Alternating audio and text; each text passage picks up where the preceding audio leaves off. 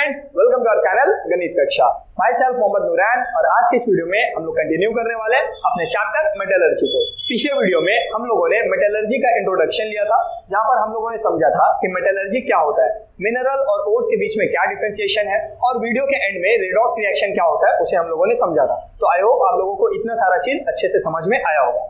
आज की इस वीडियो में हम लोग क्या करेंगे, आज की इस वीडियो में हम लोग एक्सट्रैक्शन ऑफ मेटल्स के बारे में पढ़ेंगे और थर्माइट प्रोसेस क्या होता है उसको देखेंगे। साथ में हम लोग रिएक्टिविटी सीरीज को भी कवर कर रहे होंगे और क्या प्रिकॉशंस हम लोगों को रखना चाहिए किसी भी मेटल्स को यूज करते हुए अपने डेली लाइफ में, उसको देखकर वीडियो को एंड करेंगे। तो काफी चीज है आज के इस वीडियो में पढ़ने के लिए और इंपॉर्टेंट भी है, तो आप लोग कॉपी और पेन निकाल लो, हर एक चीज को अच्छे से नोट करना और ध्यान से चीजों को समझते जाना। ओके, तो चलो अब हम लोग स्टार्ट करते हैं। सबसे पहले आप लोग हेडिंग लगाओ एक्सट्रैक्शन ऑफ मेटल्स, ठीक है। तो यहां पे लिख लेते हैं हम लोग एक्सट्रैक्शन ऑफ मेटल्स, ठीक है। तो अगर आप लोग यार पिछला वीडियो देखकर आ रहे हो तो आपको इतना तो आइडिया हो गया होगा कि जो भी हम लोग के पास मेटल्स होता है उन मेटल्स को हम लोग क्या बोल रहे होते हैं, उनको हम लोग बोल रहे होते हैं कि भाई ये एक तरीके का मिनरल है, ठीक है। और जितना भी मिनरल है वो मिनरल कहाँ प्रेजेंट होता है बाबू, मिनरल प्रेजेंट होता है रॉक में। और जिस रॉक से हम लोग क्या करते हैं, मिनरल्स को प्रॉफिटेबली ऑब्टेन कर पाते हैं, उन्हीं रॉक्स को हम लोग क्या बोल रहे होते हैं, और बोलते हैं। तो इतना तो पिछला क्लास का कहानी है, ठीक है। अभी यहाँ पे एक्सट्रैक्शन ऑफ मेटल में क्या बोल रहा है, बोल रहा है कि भाई आपके पास क्या होगा, एक रॉक होगा।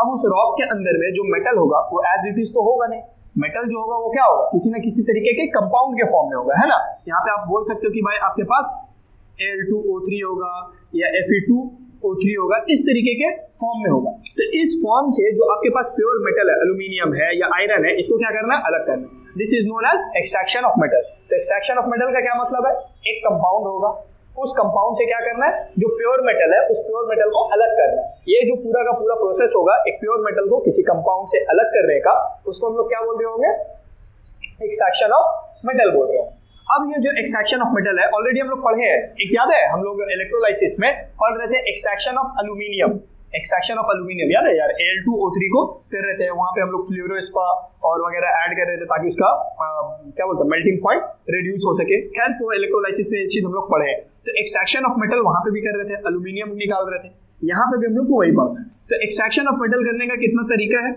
बुक में हम लोग को दो तरीका दिया है। क्या दिया, पहला तरीका दिया है इलेक्ट्रोलाइटिक रिडक्शन, हाँ ठीक है, स्पेलिंग सही है, ठीक है। इलेक्ट्रोलाइटिक रिडक्शन का मतलब क्या होता है, सीधा बोल सकते हैं कि by the use of electrolysis. हम लोग इलेक्ट्रोलाइसिस करेंगे और उस इलेक्ट्रोलाइसिस से जो भी मेटल होगा कंपाउंड के अंदर प्रेजेंट, उन मेटल्स को क्या करेंगे, अलग कर लेंगे, ठीक है। तो ये एक तरीका होगा। दूसरा तरीका क्या है, by reaction with reducing agents। तो जो reducing agents होता है उन reducing agents के साथ मेटल्स को क्या करेंगे, रिएक्ट करवाएंगे। बेसिकली मेटल को नहीं रिएक्ट करवाएंगे, जो मेटल का कंपाउंड्स है उन कंपाउंड्स को reducing agent के साथ रिएक्ट करवाएंगे, और जैसे ही ये रिएक्शन कंप्लीट होगा वो मेटल मेरा क्या हो जाएगा, अलग हो जाएगा। तो अगर एग्जाम में पूछे कि भाई एक्सट्रैक्शन ऑफ मेटल कितना तरीका से किया जा सकता है, दो तरीका है। पहला इलेक्ट्रोलाइटिक रिडक्शन, और भी हो सकता है, उतना नहीं पढ़ना कौन सा है, जो हम लोग के बुक में मेंशन है, एग्जाम में वहां से क्वेश्चंस आने वाले हैं, ठीक है। तो इलेक्ट्रोलाइटिक रिडक्शन एक तरीका है, यानी इलेक्ट्रोलाइसिस के थ्रू, और दूसरा तरीका है कि हम लोग क्या कर सकते हैं, रिड्यूसिंग एजेंट का यूज कर सकते हैं। तो अभी हम लोग दोनों ही तरीका देखने वाले हैं, ठीक है। तो सबसे पहले किसको कंसीडर करते हैं, इलेक्ट्रोलाइटिक रिडक्शन। तो इसको देखो, पहला वाला तरीका से देखो। तो पहला वाला तरीका हम लोग ऑलरेडी यार लास्ट क्लास में, मतलब लास्ट क्लास में नहीं बोलेंगे, इलेक्ट्रोलाइसिस जब पढ़े थे तो उस टाइम में पढ़े थे कि क्या होता है, इस तरीके का एक सेटअप लेते हैं जहां पे दो इलेक्ट्रोड्स का इस्तेमाल किया जाता है। इन इलेक्ट्रोड्स को डिप करा देते हैं एक सॉल्यूशन के अंदर। उस सॉल्यूशन के अंदर में हम लोग क्या डालते हैं, अपना जो भी कंपाउंड है उस कंपाउंड को डालते हैं। यहाँ पे कंपाउंड देखो किस तरीके का है, बेसिकली इलेक्ट्रोलाइटिक रिडक्शन में हम लोग क्या ले रहे हैं, हम लोग ले रहे हैं जो भी मेटल होगा उस मेटल का ऑक्साइड्स को, मेटल्स का ऑक्साइड को। तो यहाँ पे फिलहाल के लिए जो हम लोग ले रहे हैं वो क्या है, कोई भी मेटल ऑक्साइड है, MO, ठीक है, MO। तो M तुम्हारा क्या है, मेटल है, O तुम्हारा यहाँ पे क्या है, ऑक्सीजन है। लिख के रख लो कि M का मतलब क्या है, कोई भी मेटल। अब वो कोई भी मेटल कौन कौन सा हो सकता है, Fe हो सकता है सर, Al हो सकता है, Cu हो सकता है। तो कोई भी मेटल जो आप सोच सकते हो वो आपका पास मेटल है और साथ में उसके क्या रहेगा, ऑक्सीजन रहेगा। ठीक है, तो इस तरीके का हम लोग लिए। जैसे ही हम लोग इसमें डालेंगे इलेक्ट्रोलाइसिस के लिए, ये क्या है, एक इलेक्ट्रोलाइट है ना, तो क्या करेगा, डिसोसिएट होगा, है ना। जब भी आप किसी इलेक्ट्रोलाइट को इलेक्ट्रोलाइटिक कंटेनर में डालते हो तो वो MO क्या होता है, टूट जाता है। किसमें टूटता है, तो टूटता है पॉजिटिव आयोन्स में और नेगेटिव आयोन्स में। अब यार यहाँ पे देखो, ऑक्सीजन का हम लोग को पता है कि ऑक्सीजन का जो ऑक्सीडेशन स्टेट होता है वो कितना होता है, -2 होता है। अगर यहाँ पे -2 है तो M का कितना होना चाहिए, +2 होना चाहिए, तब ना दोनों चार्ज बैलेंस करेगा। तो ये एक याद रखना, ऑक्सीजन का कितना होता है -2, उस हिसाब से M का कितना हो गया, +2। तो जैसे ही हम यहाँ पे इलेक्ट्रोलाइटिक रिडक्शन करेंगे और वहां पे मेटल ऑक्साइड को डालेंगे, किसके अंदर, कंटेनर के अंदर। कंटेनर के अंदर जाते ही कुछ ऐसा है, कंटेनर में क्या है, बहुत ज्यादा टेम्परेचर है, कुछ ऐसा सब्सटेंस हम लोग डाले जिससे वो क्या करता है, ब्रेक करता है। किसमें ब्रेक करता है, कैटायंस में और एनायंस में। ये क्या है, हम लोग का छोटू सा कैटायन है और ये हम लोग का क्या है, एनायन। तो इसमें ब्रेक करता है, तो इसको हटाएं, यहाँ पे क्या लिखे, M+ और O -2+2। ठीक है, यहाँ तक कहानी हो गया। अब जो हम लोग ऊपर में बैटरी लगाए हैं, बैटरी के ऊपर क्या है, 2 टर्मिनल, बड़ा वाला पॉजिटिव, छोटा वाला नेगेटिव। तो ये पॉजिटिव होने की वजह से ये पूरा का पूरा क्या हो जाएगा, पॉजिटिवली चार्ज, ये नेगेटिव होने की वजह से ये पूरा क्या हो जाएगा, नेगेटिवली चार्ज। यहाँ तक कहानी समझ में आया। जैसे इलेक्ट्रोलाइसिस के लिए हम लोग जो कंपाउंड था उसको एंटर किए, वो कंपाउंड क्या हुआ, ब्रेक हुआ। ब्रेक कैसे हुआ, पॉजिटिव नेगेटिव में। याद कैसे करना है, ऑक्सीजन का याद रखना कि -2 होता है, -2 लिखे। अब जब इसका -2 है तो दूसरे वाला क्या होना चाहिए, बैलेंस करने के लिए +2। ठीक है, जो पॉजिटिव होता है कैटायन, जो नेगेटिव होता है एनायन। याद हो गया रिएक्शन, यहाँ पे आए तो दोनों ये ब्रेक कर दिया। अब हम लोग को पता है कि जो 2 इलेक्ट्रोड्स है बैटरी से कनेक्टेड है, बैटरी एक पॉजिटिव एक नेगेटिव, जो पॉजिटिव से कनेक्टेड है वो पॉजिटिव, जो नेगेटिव से कनेक्टेड है नेगेटिव। अब यार याद करो कि पॉजिटिव और नेगेटिव का नाम क्या बताए थे, याद है कि लास्ट टाइम हम एक वर्ड बोले थे, लोन। लोन से आपको याद होगा, A से एनोड और N से नेगेटिव, N से नेगेटिव। अब यार नेगेटिव का मतलब क्या है, नेगेटिव अट्रैक्ट करता है, तो नेगेटिव उसके तरफ जाएगा, तो ये इधर जाएगा, ये इधर जाएगा। ठीक है, तो नेगेटिव इधर जाएगा, यानी नेगेटिव इसके पास जा रहा है, तो ये कौन होगा, ये होगा हम लोग का एनोड। यहाँ पे कंफ्यूजन हुआ क्या, यहाँ पे क्या बोले, नहीं समझ में आया। यहाँ पे जब हम लोग लोन बोल रहे हैं तो A से एनोड, N से नेगेटिव, तो एनोड के पास कौन आता है, नेगेटिव आता है, तो नेगेटिव ये है ना बाबू, तो नेगेटिव किसके पास जाएगा, इसके पास ना जाएगा, तो ये कौन है, एनोड है। और ये पॉजिटिव किसके पास जाएगा, कैथोड के पास। ठीक है, तो इतना तो हम लोग को समझ में आया गया। अब उसके बाद क्या होगा, रिएक्शन एट कैथोड। पूरा का पूरा देखो हम लोग जो इलेक्ट्रोलाइसिस में पढ़े वही कर रहे हैं, कुछ नया नहीं है। तो इसीलिए थोड़ा थोड़ा चीजों को रिवीजन भी हो जा रहा है, अच्छा से ध्यान से देखो। तो कैथोड के पास कौन पहुंचा, M+2 पहुंचा बाबू। अच्छा, ये जो M+2 वहां पे पहुंचा, किस लिए पहुंचा होगा, मजा करने के लिए, नाश्ता करने के लिए। वहां पे किस लिए पहुंचा, वो पहुंचा इलेक्ट्रॉन्स की तलाश में। वहां पे बहुत सारा उसको दिखा कि इलेक्ट्रॉन होगा, तो सोचा कि भाई हम भी अगर चले जाएंगे तो मेरा भी थोड़ा भला हो जाएगा। क्या भला होगा, हमको इलेक्ट्रॉन मिल जाएगा। ठीक है, तो ये पहुंचा और इसका भला हुआ। ठीक है, अगर आप कोई चीज का इंटेंट अच्छा रखते हो तो आपके साथ अच्छा होता है, तो हमेशा इंटेंट अच्छा रखो। तो ये बंदा इंटेंट अच्छा रखा कि भाई हमको जाएंगे तो मेरे को इलेक्ट्रॉन मिलेगा, पॉजिटिव सोचा, पॉजिटिव हुआ। तो ये M+2 जब पहुंचा और वो बोला कि कितना इलेक्ट्रॉन चाहिए, +2 है तो उसको 2 इलेक्ट्रॉन चाहिए, तो यहां से उसको 2 इलेक्ट्रॉन मिल गया। जैसे ही मिला वो क्या बन गया, M बन गया। ठीक है, 2 इलेक्ट्रॉन लेके वो नॉर्मल M में आ गया। अच्छा, अब यहाँ पे है O-2। O-2 कहां पहुंचा बाबू, एनोड के पास। वो क्यों गया वहां पे, वो जब अलग हुआ तो अलग होके, देखो होता क्या चीज है ना, बेसिकली जब ये दोनों अलग हो रहा होता है तो इन दोनों में जो ऑक्सीजन है वो होता है इलेक्ट्रोनेगेटिव। पीरियोडिक टेबल में इलेक्ट्रोनेगेटिव पढ़े थे, तो इलेक्ट्रोनेगेटिविटी क्या बताता है कि वो दूसरा का इलेक्ट्रॉन छीन लेगा। तो यहाँ पे ऑक्सीजन होता है थोड़ा सा इलेक्ट्रोनेगेटिव, तो वो मेटल से क्या करता है, इलेक्ट्रॉन छीन लेता है। कब, जब दोनों अलग हो रहा होता है तब छीन लिया। ये तो बेचारा थक हार के मेरे पास पॉजिटिव है, गया, इसको सहारा मिल गया 2 इलेक्ट्रॉन का, मेटल बन गया। लेकिन जो ऑक्सीजन गलत काम किया है, इसके साथ क्या होगा, जब आप कुछ लाइफ में गलत करते हो ना, तो उस टाइम तो आपको बहुत अच्छा लगता है कि आपको लगता है हम जीत गए भाई, बहुत आगे बढ़ गए, हम बहुत कुछ अच्छा कर लिए। लेकिन एक महीने बाद, एक हफ्ते बाद या कुछ सालों के बाद आपको रिग्रेट होना स्टार्ट होता है कि यार ऐसा नहीं करना चाहिए था, इस पर्सन के साथ ऐसा तो नहीं करना चाहिए था, ये जो हम किए बेकार किए, मेरा एनर्जी भी लॉस हुआ और आज उस चीज के बारे में हमको रिग्रेट भी है, पता नहीं हमको वो माफ करेगा नहीं करेगा, मरने के बाद क्या होगा। तो बहुत सारा दिमाग में थॉट आता है, नहीं आता है तो फिर तुम एनायन हो। ठीक है, तो यहाँ पे देखो, तो एनायन को भी ऐसा लगा कि हम जो उससे इलेक्ट्रॉन छीने हैं वो मेरे ऊपर क्या है, एक तरीके का बोझ है, तो वो अपना बोझ को लेके जाता है किसके पास, एनोड के पास, और बोलता है मेरे ऊपर से ये 2 इलेक्ट्रॉन का बोझ क्या करो, हटा दो। तो एनोड है, एनोड बोलता है ठीक है ऑक्सीजन तुम जाओ, तुम्हारा काम हो गया, उससे 2 इलेक्ट्रॉन को क्या कर दिया जाता है, अलग कर दिया जाता है। ठीक है, ये चीज समझ में आया, O-2 से 2 इलेक्ट्रॉन अलग कर दिए। अब एक चीज यहाँ पे ध्यान से देखना, जो O है बाबू, O है, तो ये O अकेला एग्जिस्ट नहीं कर सकता है। ऑक्सीजन मतलब जब भी हम लोग देखें ऑक्सीजन को, कैसे देखें, ऑक्सीजन को तो हम लोग इस फॉर्म में देखें O2, तो यहाँ पे तो O2 बना नहीं, तो होगा क्या चीज, ये 2 इलेक्ट्रॉन मतलब O2 बनेगा। ठीक है, और यहाँ से आपको बैलेंस करना है, तो एक ऑक्सीजन का एटम, यहाँ पे 2 ऑक्सीजन का। देखो समझो क्या चीज बोल रहे, ये चीज समझ में आया, O-2 का 2 इलेक्ट्रॉन था, 2 इलेक्ट्रॉन अलग हो गया, हाँ भाई हो गया। अब हमको पता है कि ऑक्सीजन इस फॉर्म में तो नहीं एग्जिस्ट करता है, वो हमेशा O2 के फॉर्म में एग्जिस्ट करता है, तो हम लोग यहाँ पे क्या बनाए कि O2 बना होगा, क्या O2 बना होगा। लेकिन अब अगर ध्यान से देखेंगे इस पूरा रिएक्शन को, तो गलती हो रहा है, यहाँ एक ऑक्सीजन है, यहाँ पे 2 ऑक्सीजन है, तो हम लोग यहाँ पे क्या करेंगे, यहाँ नहीं लिख देंगे, यहाँ पे लिखेंगे, तो यहाँ पे भी 2 ऑक्सीजन है, ये O2 बना, लेकिन अभी भी गलती है।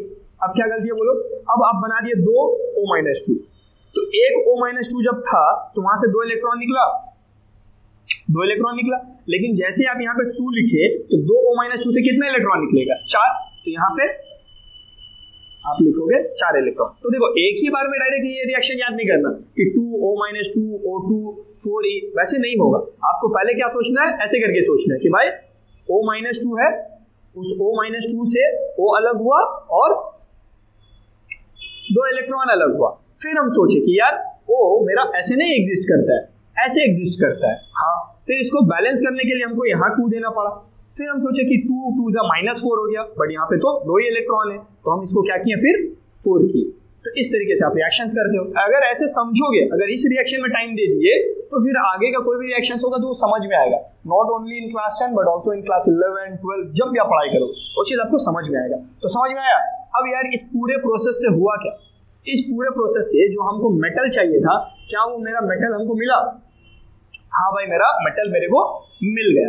अब इस मेटल को हम लेके क्या करेंगे, मजा करेंगे भाई, जो एक्सट्रैक्शन करना था, तो एक्सट्रैक्शन ऑफ मेटल, जिसमें हम लोग किसका हेल्प लिए, इलेक्ट्रोलाइटिक रिडक्शन का। तो समझ में आया किस तरीके से होता है, ये हो जाता है। इसके बाद फिर आप इसको मेल्ट करते हो, क्या क्या करते हो वो बात की प्रोसेस है, बट हम लोग इलेक्ट्रोलाइसिस का यूज करके मेटल को जो ऑक्सीजन से अलग करना था वो अलग कर देंगे, मेन काम था अलग करना, कर दिए। ठीक है, अब देखते हैं हम लोग अपना दूसरा तरीका। समझ में आया।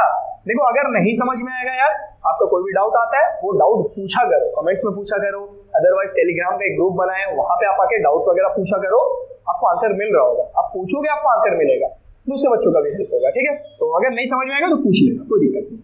अब आते हैं दूसरे पॉइंट पे कि भाई एक तो तरीका है इलेक्ट्रोलाइसिस रिडक्शन से, दूसरा तरीका क्या है, तो दूसरा तरीका है रिड्यूसिंग एजेंट्स का इस्तेमाल करके। अब यहाँ पे वर्ड इस्तेमाल किए हैं रिड्यूसिंग एजेंट, तो वापस से एक छोटा सा कहानी पहले याद दिला दे, है तो ये आसान, लेकिन इसको एक कहानी से समझ लेते हैं।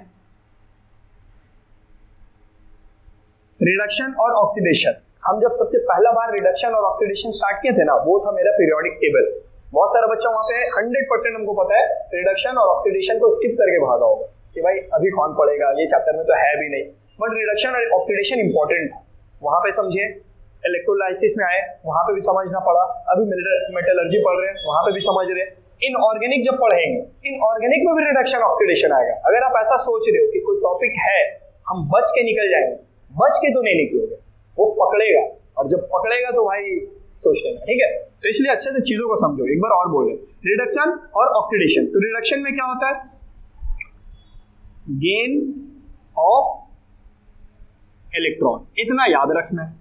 ऑक्सीडेशन में क्या होता है, लॉस ऑफ इलेक्ट्रॉन, तो इलेक्ट्रॉन का लॉस होता है। इतना हम लोग को समझ में आया। गेन का मतलब इलेक्ट्रॉन आएगा, मेरे पास आएगा, जिसके पास इलेक्ट्रॉन आता है वो क्या बनता है, एन आयन बनता है, चाहे उसके पास आ जाए या चाहे वो किसी से छीन ले, दोनों ही केसेस में क्या होगा, इलेक्ट्रॉन आया वो क्या बना, एन आयन, और जो लॉस करेगा वो क्या बनता है बाबू, कैटायन। ये सब बात तो बोलने का जरूरत नहीं है कि इस पे नेगेटिव आता है इस पे पॉजिटिव आता है, इतना कहानी हम लोग को समझ में आया, ठीक है। अभी हम लोग को इतना याद रखना है कि जिसका रिडक्शन होता है, जो किसी से इलेक्ट्रॉन छीनता है, वो सामने वाला को क्या करवाता है, ऑक्सीडाइज। नहीं समझे, हम अगर किसी से इलेक्ट्रॉन छीन लेंगे, मेरे पास तो इलेक्ट्रॉन आ गया, मेरा तो गेन ऑफ इलेक्ट्रॉन हुआ, लेकिन सामने वाले का क्या हुआ, वो तो बोले भाई मेरा इलेक्ट्रॉन ले लिए तुम, मतलब मेरा क्या हो गया, ऑक्सीडाइज, क्योंकि मेरा क्या हुआ, लॉस ऑफ इलेक्ट्रॉन। बात समझ में आ रहा है। तो हम जब किसी से इलेक्ट्रॉन छीन रहे होते हैं, एट द सेम टाइम सामने वाले का क्या होता है, लॉस ऑफ इलेक्ट्रॉन होता है, तो मेरा इलेक्ट्रॉन लेने की वजह से हुआ गेन यानी रिडक्शन, दूसरे वाले का क्या होगा, ऑक्सीडेशन। तो उसका जो ऑक्सीडेशन हुआ किसका वजह से हुआ, मेरे वजह से हुआ ना, तो इसलिए रिडक्शन जिसका होता है उसको हम लोग क्या बोलते हैं, ऑक्सीडाइजिंग एजेंट, यानी एक ऐसा पर्सन जो क्या करवाता है, सामने वाले को ऑक्सीडाइज करवाता है, और at the same time oxidation जिसका हुआ, मेरा क्या हुआ, ऑक्सीडेशन, क्यों, छीन लिया इलेक्ट्रॉन, तो हम अपना इलेक्ट्रॉन दिए, इस वजह से ना उसका रिडक्शन हुआ। ये जो मेरे से इलेक्ट्रॉन छीन रहा है, दे भाई दे इलेक्ट्रॉन दे, तो ये जो छीन रहा है ये क्यों छीन रहा है, सामने वाला इलेक्ट्रॉन अपना दे दिया, तो इसका ऑक्सीडेशन हुआ, तो ये सामने वाले के लिए क्या हुआ, रिड्यूसिंग एजेंट होगा। तो जिसका ऑक्सीडेशन होता है वो क्या होता है, रिड्यूसिंग एजेंट। ठीक, यहां तक तो हम लोग को समझ में आ गया कि भाई ऑक्सीडाइजिंग एजेंट और रिड्यूसिंग एजेंट का कुछ ना कुछ कहानी है। तो यहाँ पे हम लोग क्या बोले हैं कि हम लोग रिएक्शन करवाएंगे और रिड्यूसिंग एजेंट्स के साथ रिएक्शन करवाएंगे। तो रिड्यूसिंग एजेंट कौन होता है, रिड्यूसिंग एजेंट वो होता है जो क्या करता है, अपना इलेक्ट्रॉन दे देता है। अपना इलेक्ट्रॉन क्यों देता है, क्योंकि वो लोग लॉस ऑफ इलेक्ट्रॉन करता है। ये कहानी समझना होगा, अगर ये नहीं समझ में आए कि रिड्यूसिंग एजेंट करता क्या है, क्या करता है, लॉस ऑफ इलेक्ट्रॉन, यानी वो अपना इलेक्ट्रॉन क्या करता है, सामने वाले को देने का काम करता है, ठीक है। अब देखो एक और कहानी बता दे, जब आयोनिक एंड कोवेलेंट बॉन्डिंग पढ़े थे, NaCl का फॉर्मेशन पढ़े थे, तो हम लोग को याद है कि हम लोग इस तरीके का कुछ बनाए थे, याद है, थोड़ा सा भी याद है, थोड़ा सा, एकदम थोड़ा सा चाहिए मेरे को, याद है, इस तरीके का कुछ किए थे। और जब ऐसा हुआ था तो Na प्लस बना था, Cl माइनस बना था, और फिर ये क्या बनाया था, NaCl बनाया था, याद है। कहानी देखो, हर चीज छोटा छोटा यूज हो रहा है। तो Na प्लस Cl माइनस ये इस तरीके से फॉर्म हुआ। ये जब फॉर्मेशन हुआ तब यहाँ पे क्या फॉर्म हुआ था, Na प्लस के पास क्या हुआ, इलेक्ट्रॉन का कमी है भाई, ये एक इलेक्ट्रॉन लॉस कर गया, इस वजह से ना Na प्लस के रूप में है, ये अपना एक इलेक्ट्रॉन इसको दे दिया। क्यों दिया वो सब कहानी नहीं है कि ऑक्टेट रूल फॉलो कर रहा है, ये वो सब मतलब नहीं है। एक इलेक्ट्रॉन दिया, क्या बना, Na प्लस। तो अब हमको अगर इस Na प्लस को NaCl से Na को अलग करना है, तो उसको क्या करना होगा, एक इलेक्ट्रॉन वापस से देना होगा, बोलना होगा कि भाई ये वाला इलेक्ट्रॉन जो तुम दे रहे हो वापस ले लो, चल भाई वापस ले लो। जैसे ही ये वापस लेगा, वापस से Na बन जाएगा, ठीक है। तो Na को वापस से इलेक्ट्रॉन लेने के लिए कौन चाहिए, ऐसा पर्सन जो अपना इलेक्ट्रॉन दे। रिड्यूसिंग एजेंट कौन होता है, जो लॉस ऑफ इलेक्ट्रॉन करता है, यानी अपना इलेक्ट्रॉन सामने वाले को दे देता है, इसलिए हम लोग रिड्यूसिंग एजेंट का इस्तेमाल करते हैं। इसको मिटाओ, अब हम लिखने वाले हैं। तो सिंपली देखो, लॉजिक बस इतना सा समझना था, रिड्यूसिंग एजेंट वो पर्सन होता है या वो कंपाउंड होता है जो अपना इलेक्ट्रॉन सामने वाले को दे देता है। और जो मेटल्स है, जो भी मेटल्स है हम लोगों के पास, उन मेटल्स को क्या चाहिए होता है, इलेक्ट्रॉन चाहिए होता है अपना प्योर स्टेट में आने के लिए। आयरन को आयरन बनने के लिए क्या चाहिए, इलेक्ट्रॉन। एल्यूमिनियम को एल्यूमिनियम बनने के लिए, कॉपर को कॉपर बनने के लिए क्या चाहिए, इलेक्ट्रॉन चाहिए। तो हम लोग इसलिए क्या करते हैं, रिड्यूसिंग एजेंट से रिएक्शन करवाते हैं। अब देखो यार, सिंपल है रिएक्शन, रिएक्शन में कुछ है नहीं,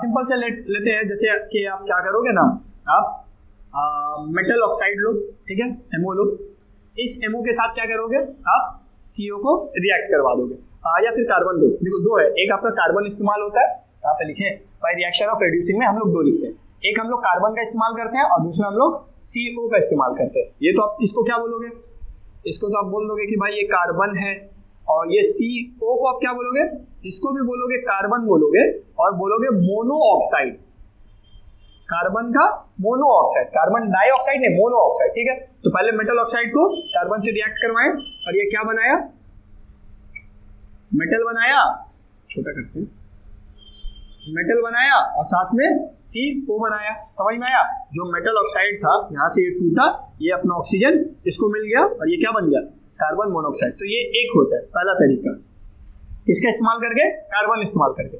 दूसरा तरीका क्या है? दूसरा तरीका है कि मेटल ऑक्साइड लो और उसको CO के साथ रिएक्ट करवाओ। जैसे ये रिएक्शन परफॉर्म होगा ये मेटल अलग हो जाएगा और साथ में क्या बनेगा? CO2 बनेगा। बात समझ में आ रहा है?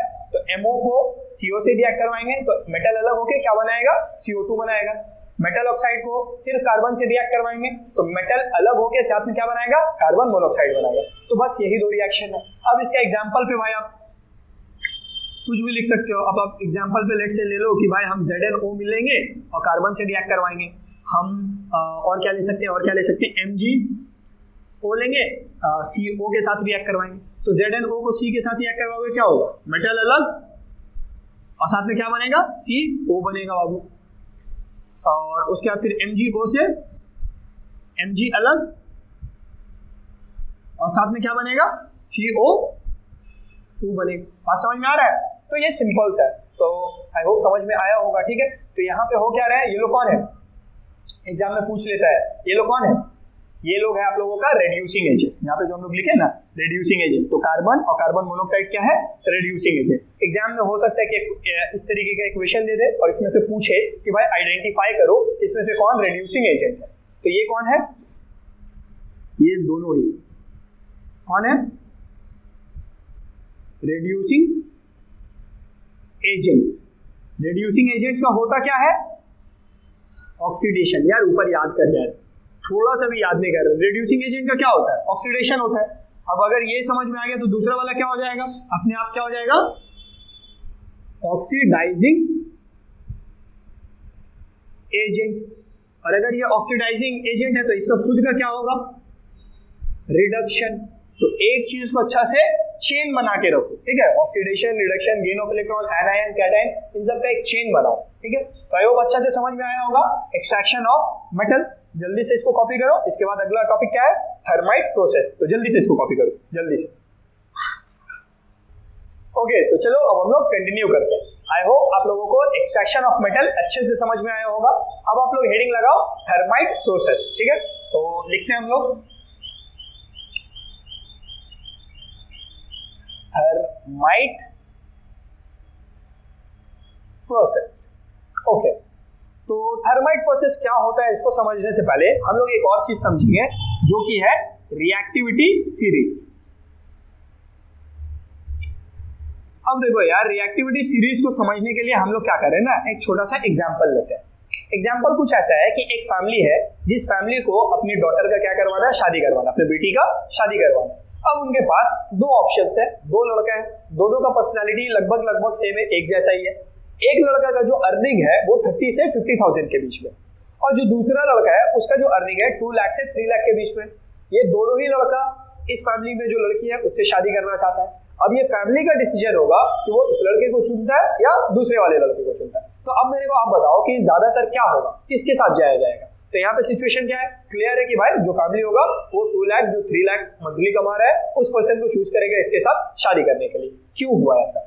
इसलिए हुआ क्योंकि वो पर्सन ज्यादा मतलब कैपेबल समझ में आया। तो जब हम लोग रिएक्शन परफॉर्म करवाते हैं तो रिएक्शंस में भी कभी कभी क्या होता है ना, एक एलिमेंट है, अब उस एलिमेंट के पास दो ऑप्शन रहता है, एक साइड में एल्यूमिनियम भी है, एक साइड में आयरन भी है। अब वो जो एटम है वो सोच रहा है कि भाई ये भी मेरे से रिएक्शन करना चाहता है, ये भी मेरे साथ रिएक्शन करना चाहता है, इन दोनों में से हम किसके साथ रिएक्शन करें? तो जो ये नॉन मेटल होता है वो सोचता है कि उसके साथ रिएक्शन करना मेरे लिए ज्यादा बेटर है जो मेरे से ज्यादा इलेक्ट्रॉन देने के कैपेबल है। यहाँ पे इलेक्ट्रॉन है, यहाँ पे पैसा का लेन देन नहीं। यहाँ पे जो नॉन मेटल होता है वो सोचता है कि जो मेरे को ज्यादा आसानी से इलेक्ट्रॉन दे देगा हम उसके साथ क्या करेंगे? बॉन्ड फॉर्म कर लेंगे। और वहीं पे आता है रिएक्टिविटी सीरीज। तो रिएक्टिविटी सीरीज में एक सेट ऑफ एलिमेंट्स है, जो सेट ऑफ एलिमेंट्स हम लोग को ये बताता है कि कौन सा मेटल या कौन सा एलिमेंट ज्यादा कैपेबल है अपना इलेक्ट्रॉन देने के लिए। बात समझ में आया? तो यहाँ पे अगर हम लोग पहले लिख लेते हैं क्या क्या है, तो लिखते हैं यार, यहाँ पे लिखते हैं Li है, Li के बाद आई थिंक K है। देखना एक बार, तुम लोग भी देख लेना कि क्या है, हो सकता है कि भाई हमसे भी गलती हो जाए। Na है, Mg है, उसके बाद आई थिंक Al है, उसके बाद आई थिंक Mn है, कुछ इस तरीके का ही है। फिर आपका Zn है, Cr है, Ni है, Fe भी यही कहीं पे है, Cr से पहले शायद है Fe। देखना एक बार, ठीक है, ये कहीं पे अगर होगा गलती तो फिर बताना यार कि क्या है गलती। ठीक है, ऊपर नीचे हो सकता है कि एक हो। Hg और A, ठीक है। तो आई होप यहाँ तक आप लोग को पूरा क्लैरिटी होगा कि क्या चीज हम लोग लिखे हैं।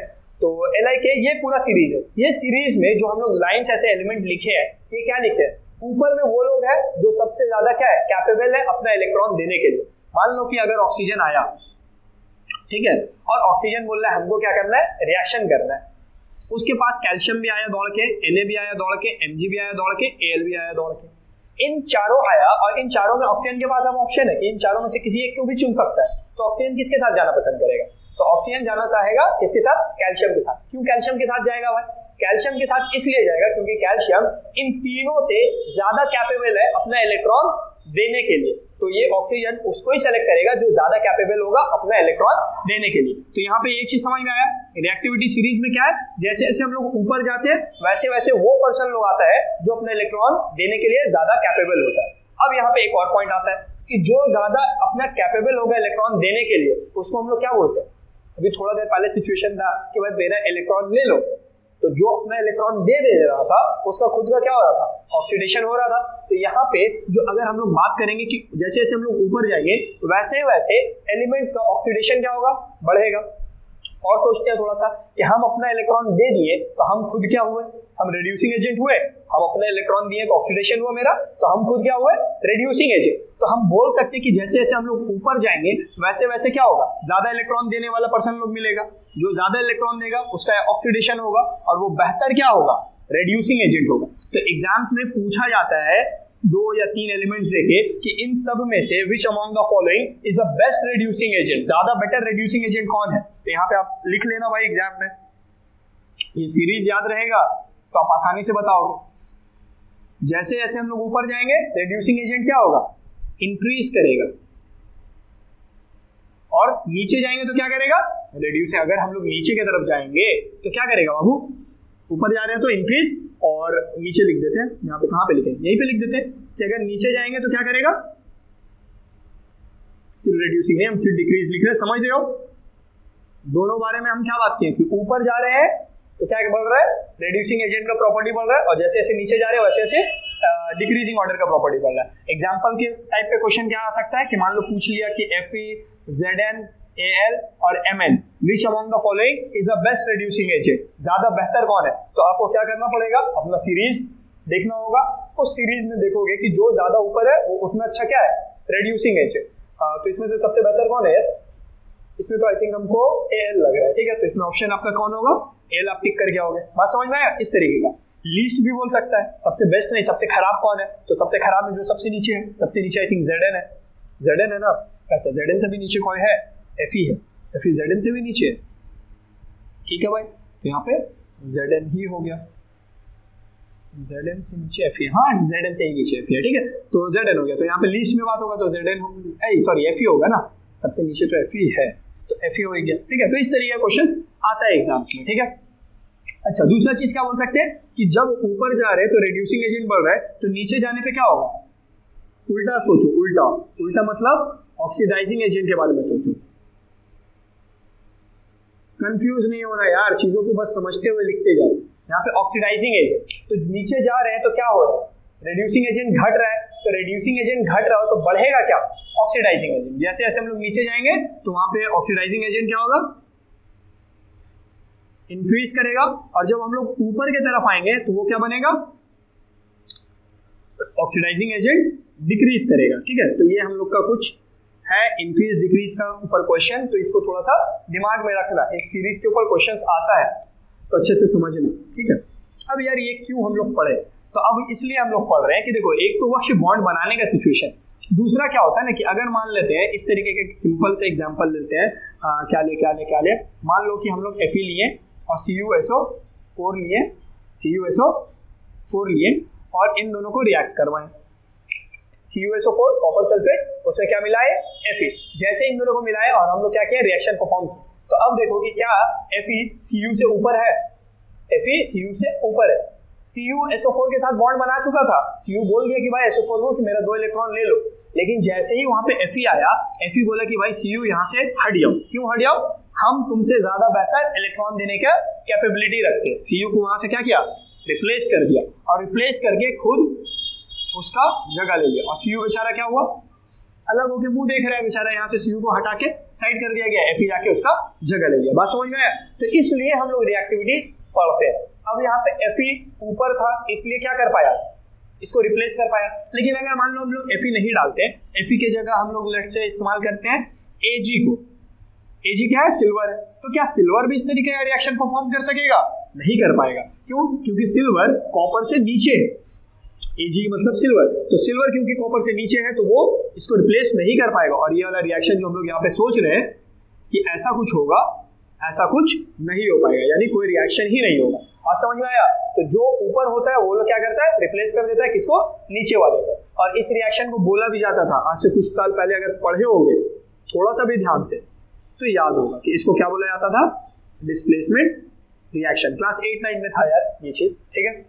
तो ये चीज हम लोग को समझना था। आई होप आप लोग को समझ में आया होगा। नहीं समझ में आया वीडियो को थोड़ा सा रिवाइंड करो, एक बार देखो, इन चीजों को अच्छे से समझो, बहुत बेसिक चीज है। नहीं समझोगे आगे प्रॉब्लम देगा, ठीक है भाई। अभी भी कोई डाउट रहता है तो उन डाउट्स का पूछ लेना, ठीक है, या तो ग्रुप में पूछ लेना या तो कमेंट सेक्शन में पूछ लेना। अब आते हैं थर्माइट प्रोसेस में। तो एकदम स्ट्रेट फॉरवर्ड है भाई। थर्माइट प्रोसेस में होता क्या है, हम लोग के पास आयरन होता है। बेसिकली थर्माइट प्रोसेस हम लोग क्या करते हैं, एक्सट्रैक्ट करते हैं यार आयरन को, और कुछ नहीं। आयरन का मतलब Fe, बस Fe को अलग करते हैं और कुछ नहीं है, ठीक है।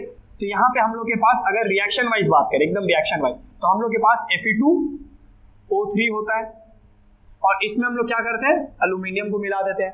अब सिंपल सा बात है, Fe2O3 और एल्यूमिनियम को मिलाएंगे तो यहाँ देखो Fe क्या है, एल्यूमिनियम से नीचे है, तो यहाँ पे एल्यूमिनियम क्या बोलेगा Fe को कि भाई तुम वहां से हट जाओ, हम तुमसे बेहतर है एल्यूमिनियम ये इलेक्ट्रॉन को डोनेट करने के लिए। तो एल्यूमिनियम Fe को क्या करेगा, रिप्लेस कर देगा। तो Al Fe को हटाया, खुद वो जगह लिया। जैसी AlO3 Fe को हटा के वहां पे जगह लिया, क्या ये Fe अलग होगा? हाँ होगा। और यही तो हम लोग चाहते थे कि Fe क्या हो जाए, अलग हो जाए, यानी एक्सट्रैक्शन कंप्लीटेड। बात समझ में आया कि किस तरीके से परफॉर्म कर रहे हैं। तो Al Fe को रिप्लेस करके वहां पे Al2O3 बनाया और Fe अलग हो गया। तो बस यही एक प्रोसेस होता है जिसको हम लोग क्या बोलते हैं, थर्माइट प्रोसेस बोलते हैं। बट ऐसे नहीं करते हैं। इसको करने के लिए क्या होता है भाई, एक चेम्बर बनाया जाता है, जिस चेम्बर का नाम क्या दिया जाता है, क्रूसिबल। क्रूसिबल। अब ये क्रूसिबल है क्या, सिंपल लैंग्वेज में भट्टी, बहुत बड़ा भट्टी। ऐसा भट्टी जिसके अंदर लोग लोहा को पिघला सकते हैं, कोई भी मेटल को पिघला सकते हैं। अब जाहिर सा बात है इसका टेम्परेचर बहुत हाई होगा, ठीक है। तो हम लोग सबसे पहले क्या करते हैं, एक क्रूसिबल है ना, एक पॉट के जैसा कुछ बनाते हैं। ये क्या करता है, बहुत ज्यादा हाई हीट को अपने अंदर में रख सकता है, ठीक है। इस तरीके का कुछ बना लिए, ठीक है भाई। अब उसके बाद इसके अंदर क्या भरा जाएगा, इसके अंदर क्या भरा जाएगा, इसके अंदर भरा जाएगा Fe2O3 और साथ में Al, यानी इस पूरे के अंदर में हम लोग भरेंगे Fe2O3 और साथ में एल्यूमिनियम, ठीक है। अब ये Fe2O3 आयरन ऑक्साइड बोला जाता है और इसको क्या बोला जाता है, एल्यूमिनियम। और aluminium as a powder form में होता है। तो हम लोग क्या करते हैं ना, हम लोग एक मिक्सचर बनाते हैं जिसको हम लोग क्या बोलते हैं, thermite mixture. Thermite mixture exam में पूछेगा कि बाबू थर्माइट मिक्सचर क्या होता है, तो हम लोग सिंपली क्या बोलेंगे, the mixture of,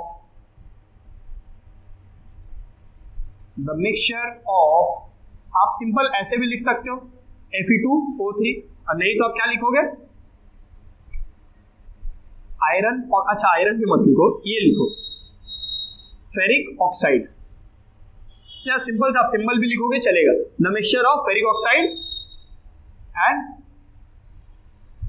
aluminium powder. हम इसीलिए सिंबल लिख देते हैं क्योंकि यार डेफिनेशन थोड़ा सा छोटा हो जाता है। The mixture of ferric oxide and aluminium powder. अच्छा, यहाँ पे एक खास बात है, वो खास बात क्या है, इन द रेशियो 3:1। 3:1 यहाँ पे क्या है, यहाँ पे 3 kg आपको क्या लेना है, फेरिक ऑक्साइड लेना है, और 1 kg आपको क्या लेना है, एल्यूमिनियम लेना है। ये क्यों, रेशियो बाय वेट, ये भी लिख लेना by weight. The mixture of ferric oxide and aluminium powder in the ratio 3:1 by weight is called thermite mixture. तो कोई बड़ा चीज तो है नहीं, बस इन दोनों को मिला के हम लोग को भट्टी में डालना है। और उसके बाद और भी कुछ है, यहाँ पे ना कुछ और इंग्रेडिएंट डलता है। अब ये इंग्रेडिएंट क्यों यहाँ पे डाल रहे हैं? ये इंग्रेडिएंट इसलिए डल रहा है ताकि हम लोग क्या कर सके, रिएक्शन को स्टार्ट करवा सके। तो रिएक्शन को स्टार्ट करने के लिए हम लोग को क्या क्या चाहिए? To initiate thermite process. तो थर्माइट प्रोसेस को स्टार्ट करने के लिए हम लोग के पास जो तरीका है वो क्या क्या इस्तेमाल करते हैं, वो हम लोग इस्तेमाल करते हैं। सबसे पहले मैग्नीशियम लेते हैं बाबू, उसके बाद हम लोग लेते हैं